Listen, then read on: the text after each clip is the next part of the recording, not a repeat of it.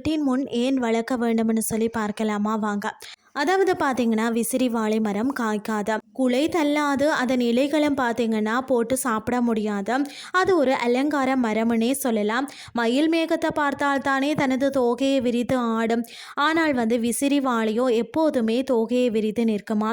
இந்த மரம் பார்த்தீங்கன்னு சொன்னால் கிண்ணம் போன்ற தனது தண்டு பக்கத்தில் நிறைய தண்ணீர் சேர்த்து வைக்கிறதா. அந்த காலத்தில் வழி பயணிகள் அந்த தண்ணீரை பருகி தாகம் தீர்த்து வந்ததாகவும் கருத்து இருக்கிறது.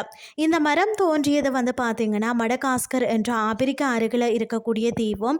உதயசூரியன் போல தோற்றமளிக்கும் இந்த விசிறி வாழையின் ஒரு அதிசயத்தன்மையை அது எப்போதுமே கிழக்கு மேற்காக பகல் முழுவதும் சூரிய ஒளி கிடைக்குமாறு பக்கவாட்டில் நிற்பது தான். இதனால் இதற்கு பார்த்தீங்கன்னா ஈஸ்ட் வேஸ்ட் ட்ரீ என்ற பெயரும் இருக்கிறதா. மடகாஸ்கர் அரசின் சின்னமே இந்த விசிறி வாழை தானா. அந்த காலத்தில் பார்த்தீங்கன்னா மதராசில் விசிறி வாழை இல்லாத பங்களாக்கள் இல்லைன்னு தான் சொல்லப்படுகிறது. அதாவது வாய்க்கு விருந்தாக காயும் பழமும் தந்தால் தான் நல்ல மரமாம். கண்ணுக்கு விருந்தாக காட்சி தந்தாலும் அது பாராட்ட வேண்டிய மரம் தானா.